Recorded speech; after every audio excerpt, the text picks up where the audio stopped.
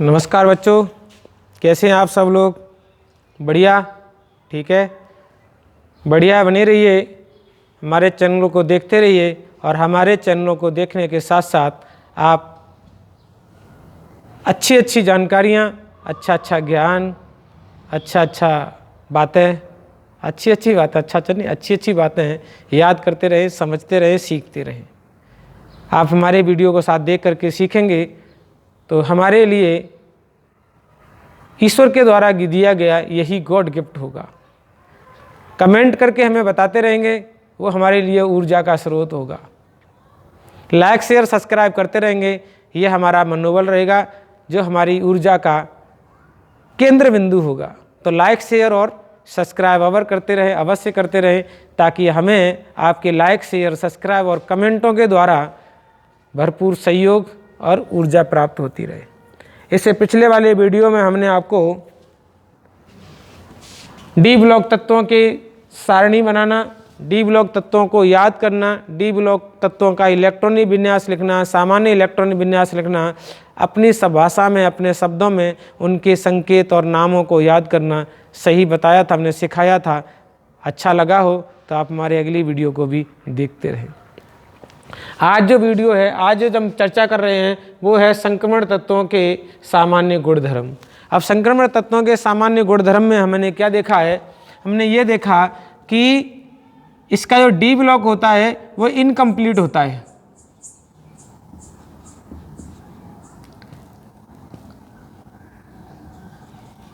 कैसा होता है?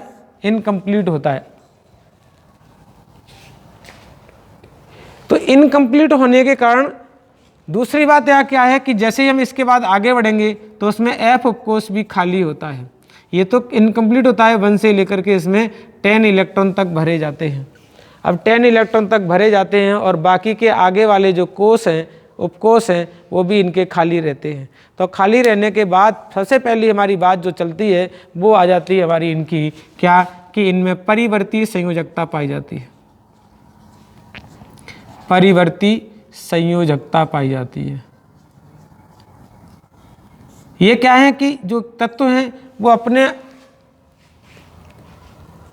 कोषों में स्थायी विन्यास प्राप्त करने के लिए, सिमेट्री को बनाए रखने के लिए ये एक से अधिक इलेक्ट्रॉन भी निकालते हैं। तो इनकी संयोजकताएं जो है वो 1, 2, 3, 4, 5, 6, 7 तक चली जाती हैं।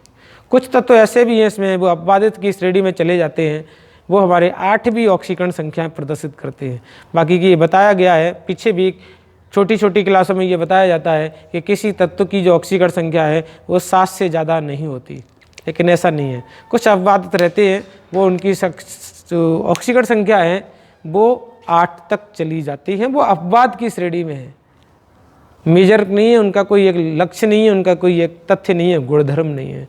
तो सबसे पहली बात क्या है कि इनमें क्या होता है, परिवर्ती संयोजकता पाई जाती है। परिवर्ती का मतलब है वेरिएबल, इंग्लिश में कहते हैं, हिंदी में परिवर्ती कहते हैं। अब भी आप नहीं समझेंगे तो मैं बता सकता हूँ कि ये 1 से अधिक, क्या ये 1 से अधिक ऑक्सीकरण संख्याएं दिखाती है। 1 से अधिक ऑक्सीकरण संख्याएं प्रदर्शित करती है। तो एक तो ये इसका कमेंट हो गया, 1 से अधिक ऑक्सीकरण संख्याएं दर्शाते हैं।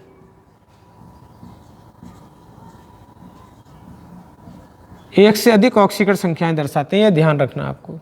और क्यों दर्शाते हैं? तो क्यों के लिए मैंने आपको बता दिया कि इनके जो बाह्य कोष होते हैं वो इनकम्प्लीट होते हैं, और वो इनकम्प्लीट के बाद कंप्लीट करने के लिए या फिर वो अपने बाह्य कोषों में स्थायित्व को प्राप्त करने के लिए, सिमेट्री को बनाए रखने के लिए अलग अलग प्रकार के इलेक्ट्रॉनों को निकालते रहते हैं। तो संयोजकता क्या होगी? 1 से अधिक। इसका हम एक आपको एग्जाम्पल दे रहे हैं। आपने देखा होगा कि FeO और Fe2O3, इसका मतलब इसमें आयरन की ऑक्सीकरण संख्या प्लस के 2 है, इसमें आयरन की ऑक्सीकरण संख्या प्लस के 3 है। तो ये 2 प्रकार के ऑक्साइड बनाते हैं। हालांकि मिक्स ऑक्साइड भी इसका होता है, इन्हीं 2 का मिक्स ऑक्साइड होता है, वो होता है Fe3 और 4। अगर इसमें ऑक्सीकरण संख्या निकालेंगे तो इसकी ऑक्सीकरण संख्या भिन्नात्मक आती है, जो कि भिन्नात्मक नहीं होती है। तो हमें इसकी चर्चा करनी है। ये हमारा मिक्स ऑक्साइड है, मिश्रण ऑक्साइड है, इसमें ये और ये दोनों ऑक्साइड मिश्रित होते हैं। इनकी ऑक्सीकरण संख्याएं जो हैं वो +2 और +3 के रूप में लिखी जाती हैं, कभी भी इनकी भिन्नात्मक ऑक्सीकरण संख्या नहीं होती है। ठीक है, तो इसके बाद हम आगे की बात करेंगे। तो आगे का जो दूसरा गुणधर्म है, तो सबसे पहला गुणधर्म क्या हो गया इनका कि इनमें परिवर्ती संयोजकता पाई जाती है, जैसे एग्जाम्पल में हमने आयरन के अंदर दिखा दिया।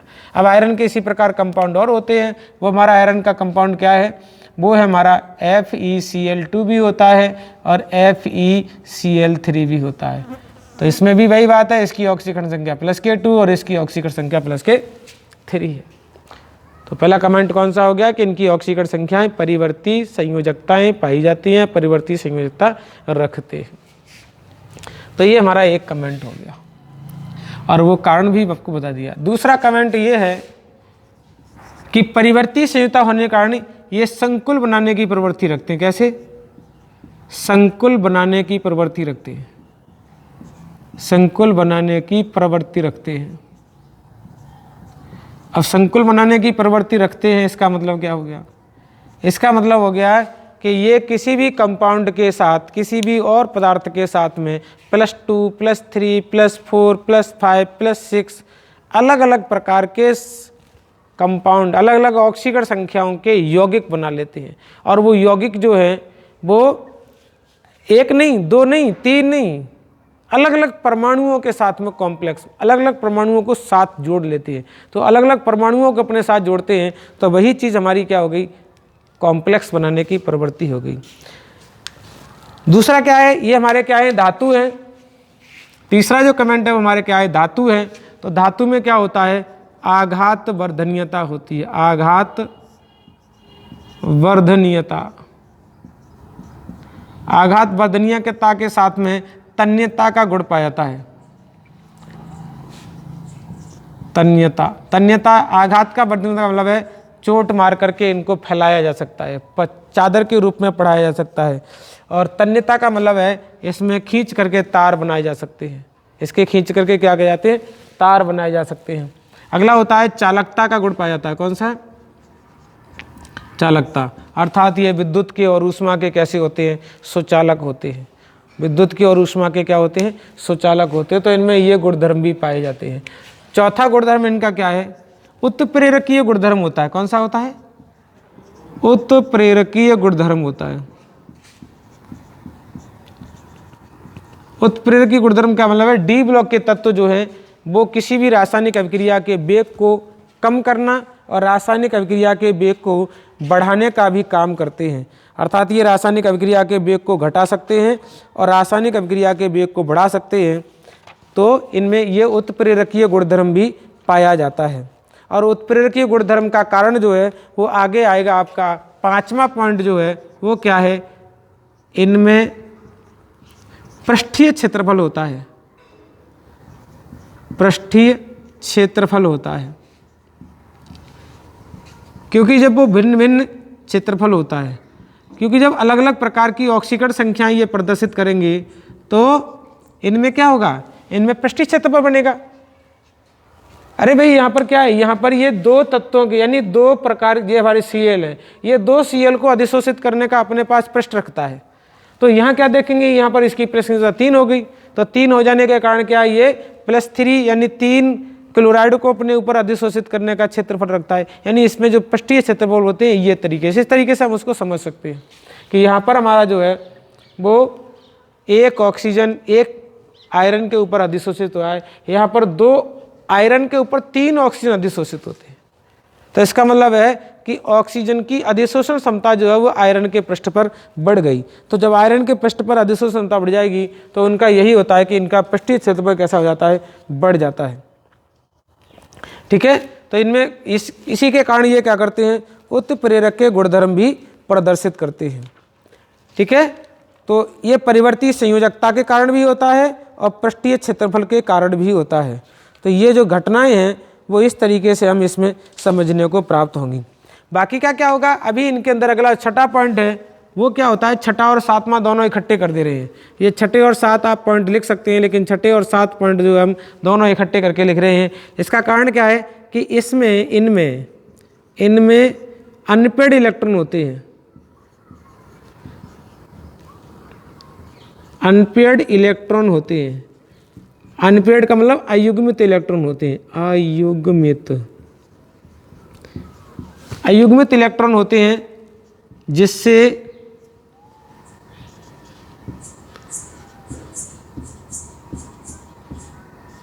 ये चुंबकीय प्रकृति कैसी होती है, चुंबकीय गुण एक। दूसरा क्या होता है, रंगीनता का गुण रखते हैं।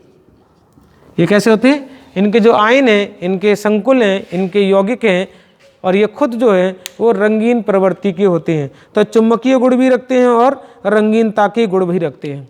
अगला जो कमेंट आता है वो हमारा कौन सा, 8वां पॉइंट। ये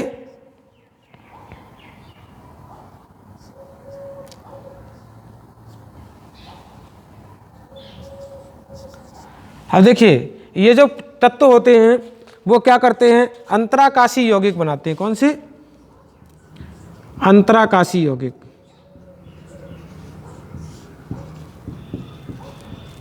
ये आपने चैप्टर जो है इसका इसे बिंदु जो है वो आपने पहले पाठ में भी देखा होगा। पहले पाठ में आप इसको देखेंगे, पढ़ेंगे। अंतराकाशी यौगिक का मतलब है जब इनका क्रिस्टलन चल रहा होता है तो इनके क्रिस्टलों के बीच में रिक्त स्थान ज़्यादा रह जाता है। जब इनके क्रिस्टलों के बीच में रिक्त स्थान ज़्यादा रह जाता है तो इनके बीच में क्या रह जाती है, जगह। इस जगह में छोटे छोटे तत्व आकर के फंस जाते हैं। इसे कहते हैं अंतराकाशी यौगिक। जैसे कार्बन है, हाइड्रोजन है, नाइट्रोजन है, इस तरीके से छोटे आकार के तत्व भी इनके क्रिस्टल में आके फंस जाते हैं, तो इन्हें क्या कहते हैं, अंतराकाशी यौगिक कहते हैं। अगला जो कारण है वो क्या है, वो है नमा जो पॉइंट है वो हमारा होता है कि ये मिश्र धातु बनाते हैं। मिश्र धातु बनाते हैं। अब वो मिश्र धातु क्यों बनाते हैं, क्योंकि इनके जो आकार होते हैं वो आकार लगभग समान होते हैं। समान आकार होते हैं तो जैसे मान लो हम क्या कर रहे हैं, एक ही तत्व का ये कॉम्बिनेशन कर रहे हैं, एक ही तत्व का संकुलन कर रहे हैं, तो जब दूसरे तत्व का भी आकार समान होगा तो दूसरा तत्व भी इसमें इस तरीके से फंस जाएगा, क्योंकि इनके आकार कैसे हैं, समान है। तो समान आकार और समान प्रकार की ऑक्सीकरण अवस्थाओं के होने के कारण इनमें क्या होता है, मिश्र धातु बनाने के गुणधर्म पाए जाते हैं। तो इस तरीके से ये बहुत सारे, और यही गुणधर्म जो है, ये वाला गुणधर्म, ये वाले गुणधर्म है ना, मुक्त इलेक्ट्रॉन ज़्यादा होते हैं, इनके गलनांक और क्वथनांक। अगला 10 पॉइंट क्या होगी, इनके गलनांक एवं क्वथनांक उच्च होते हैं। कैसे होते हैं, उच्च होते हैं। सिर्फ और सिर्फ किसको छोड़ दें आप इसमें, मरकरी को छोड़ दें, क्योंकि मरकरी जो है वो कैसा है, रूम टेम्परेचर लिक्विड अवस्था में पाया जाता है। बाकी के जो तत्व होते हैं वो हमारे ठोस अवस्था में पाए जाते हैं। तो इस तरीके से हमने इनके क्या पढ़ लिए, गुणधर्म पढ़ लिए। अब गुणधर्म पढ़ने के साथ साथ इनके गुणधर्म की एक एक प्रकृति भी पढ़ेंगे। तो सबसे पहले इसकी प्रकृति कैसी है, धात्विक प्रकृति। क्या है अगली, इनके गुणधर्म हम पढ़ेंगे। पहले इसको हटा दे रहे हैं।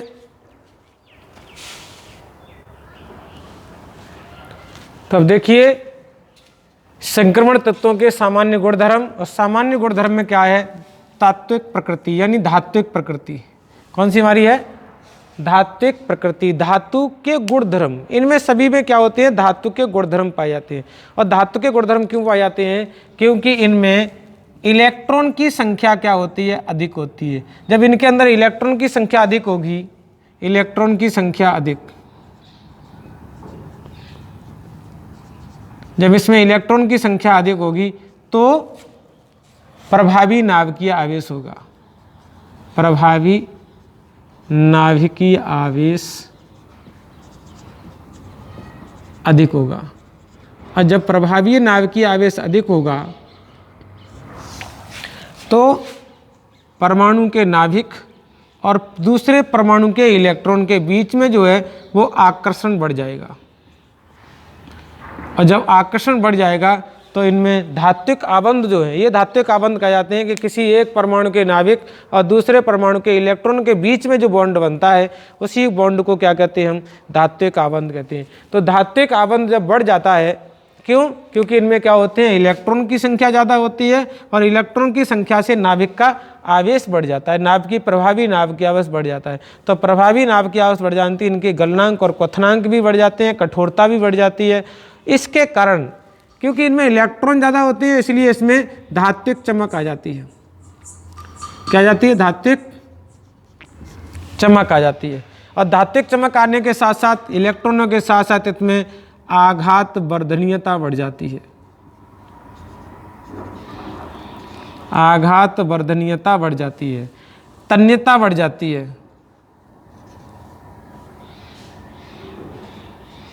तन्यता बढ़ जाती है। तन्यता बढ़ने के साथ साथ इसमें क्या होता है, इसमें चालकता बढ़ जाती है। इलेक्ट्रॉन तथा विद्युत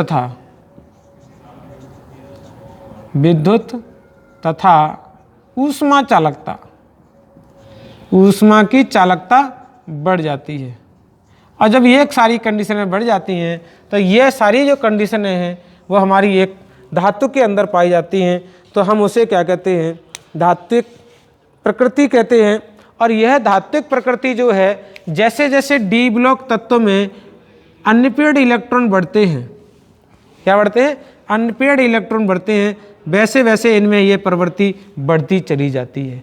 और जिस एक रेंज के बाद, यानी एक रेंज के बाद जब इनमें पेयरिंग होने लगती है, क्या, जब इनमें पेयरिंग होने लगती है तो यही प्रकृति जो है वो घटना प्रारंभ हो जाती है। क्या हो जाती है, पहले ये प्रवृत्ति जो है वो बढ़ती है, फिर नीचे की ओर घटना प्रारंभ हो जाती है। तो धात्विक प्रकृति जो है वो तात्विक प्रकृति, धात्विक प्रकृति जो है वो क्या होती है, अनपेयर्ड इलेक्ट्रॉनों के बढ़ने के साथ साथ बढ़ती है। और फिर उसके बाद जैसे जैसे अनपेयर्ड इलेक्ट्रॉन की संख्या घटती जाती है वैसे वैसे धात्विक प्रकृति घटती चली जाती है। तो स्कैंडियम से लेकर के, हमने अपनी बात करें 3D फर्स्ट सीरीज की, फर्स्ट सीरीज में स्कैंडियम से लेकर के मैग्नीज तक, यानी क्रोमियम में सबसे ज़्यादा हमारे पास इलेक्ट्रॉन होते हैं, कितने, 6।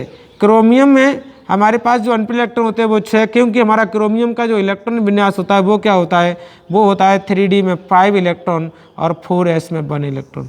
तो कुल मिला के अनपेयर्ड इलेक्ट्रॉन n बराबर कितना हो गया, 6।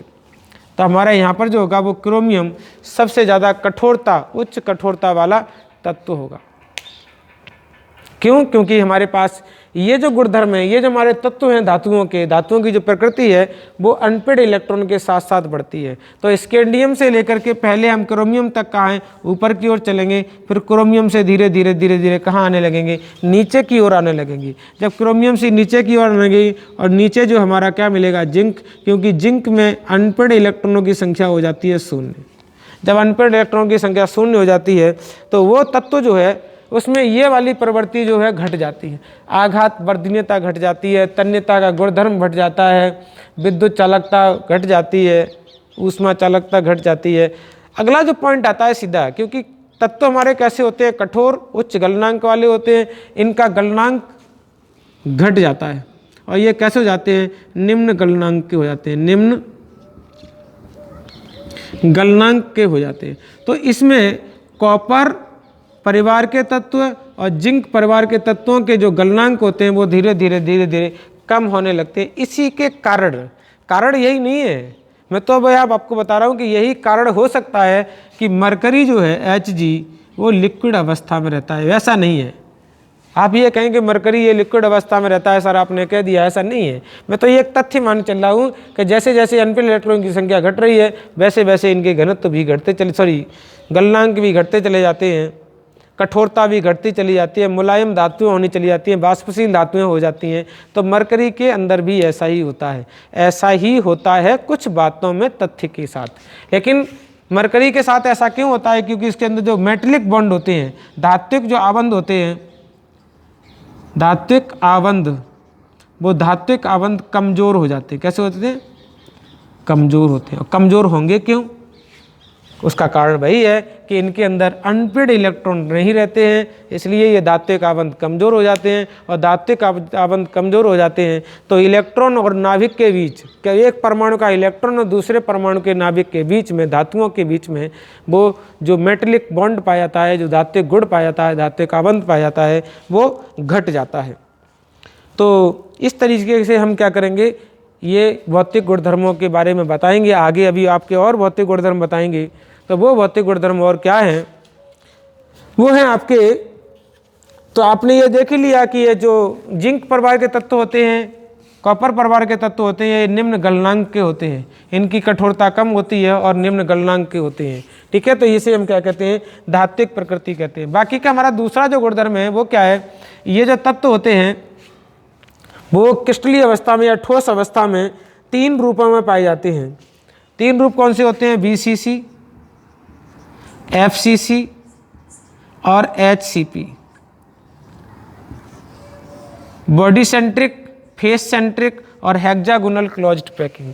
जब ये क्रिस्टल बनाते हैं, जब ये ठोस अवस्था में आते हैं तो 3 रूपों में पाए जाते हैं, body centric cubic, face centric cubic और हेक्सागोनल क्लोज्ड पैकिंग। अर्थात काय केंद्रित घनीय एकक कोष्ठिका के रूप में पाए जाते हैं, फलक केंद्रित घनीय एकक कोष्ठिका में पाए जाते हैं, षटकोणीय षटकोणीय घनिड निबिड घनीय निबिड संकुलन के रूप में भी पाए जाते हैं। तो ये इनकी क्या होगी, प्रकृति, जो किस किस में पाए जाते हैं, अलग अलग प्रकृति के पाए जाते हैं। किसी में 2 प्रकृतियाँ भी पाई जाती हैं, किसी में 3 भी पाई जाती हैं, किसी में 1 पाई जाती है। ऐसे करके ये अलग अलग प्रकृति के पाए जाते हैं। अब आगे देखेंगे आप इनकी कड़न एंथैल्पी। क्या देखेंगे, इनकी कड़न एंथैल्पी। कड़न एंथैल्पी जो है वो हमारी यही इसी पॉइंट से लेकर के चल रही थी। कड़न एंथैल्पी का जो पॉइंट था वो यही था कि जैसे जैसे इनके बीच में अनपेड इलेक्ट्रॉनों की संख्या बढ़ती जाएगी, वैसे वैसे इनके कड़न एंथैल्पी के मान भी बढ़ते चले जाएंगे।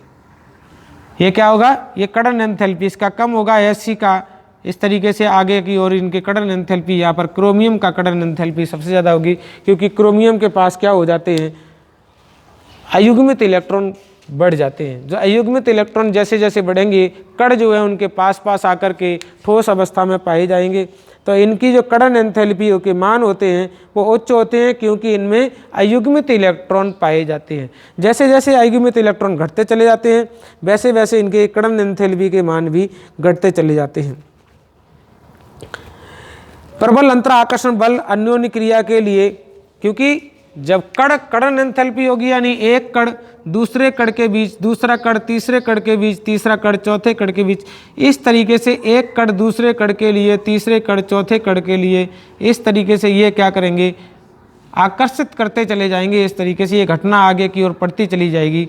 ये हमारे क्या कर रहे हैं, कण बना रहे हैं। तो इसे इनके लिए एक ऊर्जा की आवश्यकता होती है। जब कण बनाते हैं तो इस कण के बीच में और इस कण के बीच में एक ऊर्जा की आवश्यकता होती है। इस कण के बीच में, इस कण के बीच में एक ऊर्जा की आवश्यकता होती है। वो ऊर्जा क्या है, हमारी बल है, फोर्स है। और उस फोर्स को हम क्या कहते हैं, आकर्षण बल कहते हैं। क्या कहते हैं उनको, आकर्षण बल कहते हैं। तो वो आकर्षण बल किसके बीच में उपस्थित होता है, जो डी कक्षक में, मैंने बताया थे भी आपको, डी कक्षक में जो अनपेड इलेक्ट्रॉन होती हैं, डी कक्षक में 1 से लेकर के 5 जो अनपेड इलेक्ट्रॉन, आगे भी मिलेंगे आपको, आगे की मिलेंगे वो unpaired electron, unpaired electron. Unpaired electron जो होंगे वो उनके बीच में ये घटना पाई जाती है। तो जितने ज़्यादा अनपेड इलेक्ट्रॉन होते हैं उतना ही ज़्यादा उनके बीच में फोर्स बनता है, और जितना ज़्यादा फोर्स बनता है वो एक दूसरे को आकर्षित करेंगे तो उनकी कड़न एंथैल्पी का मान भी कैसा होता चला जाएगा, ज़्यादा होता चला जाएगा। और जैसे जैसे इलेक्ट्रॉनों की संख्या भी बढ़ेगी, वैसे वैसे कड़न एंथैल्पी के मान भी बढ़ते चले जाएंगे। आगे हमारा क्या है, हम अभी दूसरे श्रेणी की बात करेंगे। तो दूसरी श्रेणी कुछ इस प्रकार चलेगी आगे, है ना। दूसरी श्रेणी ऐसे, तीसरी श्रेणी इस तरीके से आगे की ओर चलिए। तो ये क्या होगा, कड़न एंथैल्पी का क्या बनेगा, ग्राफ बनेगा जा करके। अगला पॉइंट जो आएगा वो इसका है परमाणवीय एवं आयनिक त्रिज्या। अगला पॉइंट हमारा क्या होगा, परमाणवीय एवं आयनिक त्रिज्या।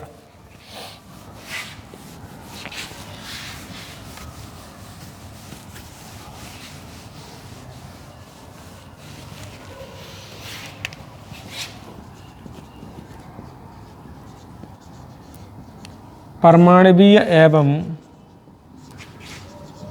आयनिक त्रिज्या।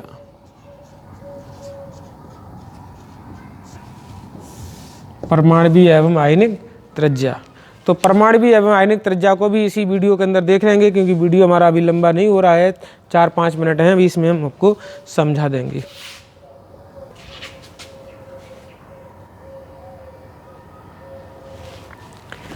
तो देखिए क्या है परमाणु एवं आयनिक त्रिज्या। परमाणु और आयनिक त्रिज्या का मतलब होता है, पीछे भी आपने किसी जो आवर्त सारणी वाले पार्ट होते हैं उसमें ये बताई जाती है, तब मैं आपको फिर बता देता हूँ कि हमारा ये क्या है, नाभिक, और नाभिक के पाल पहला कोष, दूसरा कोष, तीसरा कोष, चौथा कोष, पांचवा कोष, छठा कोष। ये थोड़े तिरछे बिरछे बन गए, कोई दिक्कत वाली बात है नहीं, आप उनको माइंड नहीं करेंगे, ठीक है। तो हमारा नाभिक से लेकर के, पहले तो परिभाषा होती है परमाणुवीय त्रिज्या की, कि किसी परमाणु के नाभिक से लेकर के बाह्य कोष तक की दूरी, ये क्या है हमारी बाह्य कोष तक की दूरी। किसी परमाणु से लेकर के नाभिक के, किसी परमाणु के नाभिक से लेकर के बाह्य कोष तक की दूरी, यदि हमारा बाह्य कोष ये है तो अब यहाँ तक की दूरी ये है, तो यहाँ तक की दूरी ये है, तो यहाँ तक की दूरी ये है, तो यहाँ तक की दूरी ये है, तो यहाँ तक की दूरी ये है, तो यहाँ तक की दूरी क्या कहलाएगी, हमारी परमाणुवीय त्रिज्या कहलाएगी। आयनिक त्रिज्याएं क्या होती है, आयनिक त्रिज्याएं होती है ये कि किसी परमाणु के नाभिक से लेकर के इलेक्ट्रॉन के आदान प्रदान तक के कोष तक की दूरी। यदि कोई भी परमाणु यहाँ से इलेक्ट्रॉन का आदान प्रदान करता है तो उसके यहाँ तक की दूरी हो जाएगी। किसी कोई भी परमाणु जो है अपने इलेक्ट्रॉनों का आदान प्रदान यदि इस कोष से करता है तो यहाँ तक की दूरी, इस कोष से करता है तो यहाँ तक की दूरी, इस कोष से करता है तो यहाँ तक की दूरी। इसका मतलब है कि कोई भी परमाणु के, किसी भी परमाणु के या किसी भी आयन के नाभिक से लेकर के इलेक्ट्रॉन के आदान प्रदान तक के कोष तक की दूरी जो है वो क्या कहलाएगी, हमारी आयनिक त्रिज्या कहलाएगी। और आयनिक त्रिज्या 2 प्रकार की होती है, धनायनिक और ऋणायनिक। कौन सी होती हैं, धनायनिक एवं ऋणायनिक। तो हम जो बात कर रहे हैं ऋणायनिक, वो किसकी बात करेंगे, धनायन की करेंगे, क्योंकि ये जो हमारे एफ ब्लॉक तत्व होते हैं, डी ब्लॉक तत्व होते हैं या धातु जो होते हैं वो विशेषकर हमारे क्या बनाते हैं, धनायन बनाते हैं, ऋणायन नहीं बनाते। तो जो हम बात करेंगे वो इनकी करेंगे। अब देखिए क्या होता है समझने के लिए कि हमारे पास क्या है कि जब भी जितने भी परमाणु में इलेक्ट्रॉन भी होंगे, यानी हमने यहाँ क्या मान लिया, ये प्लस प्रवृत्ति का प्लस होता है, इस पर नाभिक पर आवेश जो होता है वो क्या होता है, प्लस का आवेश होता है। तो हमारे पास क्या है, जितने किसी भी परमाणु में प्रोटॉन की संख्या, प्लस की संख्या और इलेक्ट्रॉनों की संख्या हमेशा कैसी होती है, बराबर होती है। जितने प्रोटॉन होंगे उतने ही उसमें क्या होंगे, इलेक्ट्रॉन होंगे। तो जितने धनावेश अंदर होंगे उतने ही ऋणावेश बाहर होंगे, और वो ऋणावेश जो है, इलेक्ट्रॉन जो है वो धनावेश से बंधे होंगे। क्या होते हैं, बंधे हुए होते हैं। तो मान ले रहे हैं हमारे पास कोई दूसरा हम चित्र बना ले रहे हैं, ये हमारे पास नाभिक है, ये पहला कोष, ये दूसरा कोष, ये तीसरा कोष और ये चौथा कोष। अब मान लें कि चौथे कोष में कितने हैं, 1 2 3 4 5 6 7 इलेक्ट्रॉन हैं। तो 7 हमारे धनावेश इलेक्ट्रॉन जो है वो 7 धनावेश से बंधे होंगे। यदि आप ये बात समझ जाएंगे तो अच्छे तरीके से समझ जाएंगे, क्योंकि ये 7 क्या है, ये 7 प्लस आवेश है। क्या ये 7 प्लस आवेश है, ये क्या है, 7 प्लस आवेश, और ये क्या है, हमारे 7 ऋणावेश है। क्या ये 7 ऋणावेश है, और ये ऋणावेशित इलेक्ट्रॉन जो है वो सभी धनावेशित नाभिक के साथ जुड़े हुए हैं। ठीक है, ये बात हमारी समझ में आ गई। अब वो क्या कर रहा है, जब हम यहाँ से इलेक्ट्रॉन निकाल देंगे धनायन बनाएंगे, तो धनायन कब बनेगा, जब ये इलेक्ट्रॉन हटा देंगे। जब ये इलेक्ट्रॉन हटाएंगे तो ये हमारा धनावेश जो है वो फ्री हो जाएगा। तो इसीलिए हम किसी मेटल से जब हम एक इलेक्ट्रॉन निकाल देते हैं तो उस एक इलेक्ट्रॉन निकालने की बजाय मेटल पर एक प्लस का आवेश आ जाता है, और जब इस पर प्लस का आवेश आ जाएगा तो पहले इस पूरे कोष को 1 2 3 4 5 6 7 धन आवेश अंदर की ओर खींच रहे थे। कहाँ खींचते हैं, ये अंदर की ओर। कहाँ खींचते हैं, अंदर की ओर खींचते हैं सारे जो धनावेश। जैसे हम क्या करते हैं, इस को धागे में बांध करके बाहर की ओर इस तरीके से घुमाएं। जब इस तरीके से घुमाएंगे तो ये जो वस्तु है ये बाहर की ओर धक्का मारेगी और हम धागा हमारा कहाँ है, अंदर की ओर धक्का मारेगा। तो ये नाभिक जो है उन इलेक्ट्रॉनों को क्या कर रहा है, किसी धागे में बांध करके, किसी फोर्स के कारण बांध करके इनको घुमा रहा है। जब इनको फोर्स के कारण बांध करके घुमा रहा है तो ये इलेक्ट्रॉन घूम रहे हैं, लेकिन ये अंदर की ओर पुश हो रहे हैं, अंदर की ओर खींचे जा रहे हैं। अब क्या हुआ, अब जो इलेक्ट्रॉन भी बाहर की ओर खींचते हैं, क्योंकि इलेक्ट्रॉन के बीच में क्या होगा, इस इलेक्ट्रॉन के बीच में प्रतिकर्षण होगा। तो प्रतिकर्षण होगा, ये बाहर की ओर दबाव डालते हैं। क्या डालते हैं, बाहर की ओर, क्योंकि हमारा जो पत्थर है जब इस तरीके से घुमाते हैं तो पत्थर बाहर की ओर दबाव मारता है और हम उसको अंदर की ओर दबाव मारते हैं। तो ये बाहर वाला प्रतिकर्षण और अंदर वाला आकर्षण, ये दोनों कैसे रहते हैं, संतुलित हो जाते हैं। तभी हमारी वस्तु जो है वो स्थायी अवस्था में उस तरीके से कक्षक में घूमती रहती है। अभी आगे इसमें बात करेंगे आगे चल के। तो घूमती रहती है। अब क्या हो गया, हमने इस इलेक्ट्रॉन को ही हटा दिया तो ये इलेक्ट्रॉन के पास जो बाहर वाला फोर्स होगा वो कम हो गया। अरे जब इलेक्ट्रॉन ये बाहर की ओर फोर्स लगाएगा वो कम हो गया और ये अंदर की ओर खींचेगा। तो इसका मतलब है कोर्स जो है वो इसको अंदर की ओर खींचने का प्रयास करेगा। तो इसका जो आकार है, एम का जो आकार है वो बड़ा होगा और एम प्लस का आकार कम होगा। क्यों, क्योंकि इस पर प्रभावी नाभिकीय आवेश बढ़ गया। पहले नाभिक जो थे अब वो इलेक्ट्रॉन को संतुलित कर रहा था, अब इलेक्ट्रॉन तो हट गया, अब पूरे कोष पर वो हावी हो रहा है। इसी प्रकार हमने क्या किया, कोई दूसरा इलेक्ट्रॉन भी हटा दिया तो इस पर कितने, अभी तो इस पर 1 प्लस का आ रहा है, अब इस पर प्लस के 2 आवेश एक्स्ट्रा हो गए जो इलेक्ट्रॉन से नहीं बंधे हैं। इलेक्ट्रॉन इनके फोर्स को कम नहीं कर रहा है, इलेक्ट्रॉन इनके फोर्स को कम नहीं कर रहा है। अब ये फोर्स जो है वो पूरे इस कक्षक पर हावी हो रहा है और ये कक्षक कहाँ जाएगा, अंदर की ओर जाएगा। तो कुल मिला के क्या हुआ कि परमाणु की जो त्रिज्या होती है वो आयन से, उसी के आयन से कम होती है। तो जैसे जैसे हमारा परमाणु हो गया एम मेटल, और मेटल का आकार बड़ा होगा, सॉरी ये हमने गलत लिख दिया, यहाँ गलत बना दिया, यहाँ उल्टा बनेगा इस तरीके से।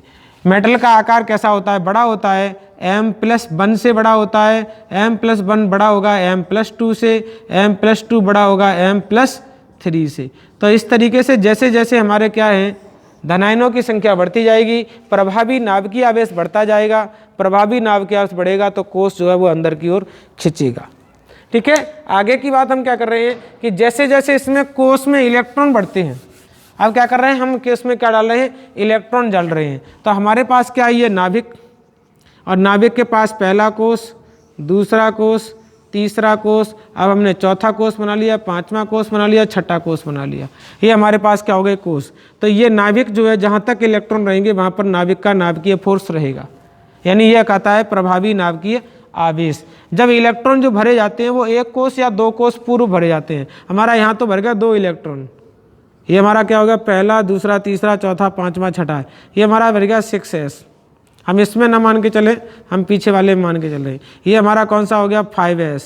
तो 5s में हमने कितने भर दिए, 2 इलेक्ट्रॉन, यानी नाभिक जो है वो इन 2 इलेक्ट्रॉनों को भी अपने कोष के अंदर खींच रहा है। ठीक है, अब क्या होगा, अब जो इलेक्ट्रॉन भरे जाएंगे वो इसमें भरे जाएंगे, और जब इलेक्ट्रॉन इसमें भरे जाएंगे, क्योंकि हमारा क्या है 4d है, तब 4d में इलेक्ट्रॉन 1 से लेकर के 10 इलेक्ट्रॉन तक भरे जाएंगे। 10 इलेक्ट्रॉन तक भरे जाएंगे तो नाभिकीय आवेश भी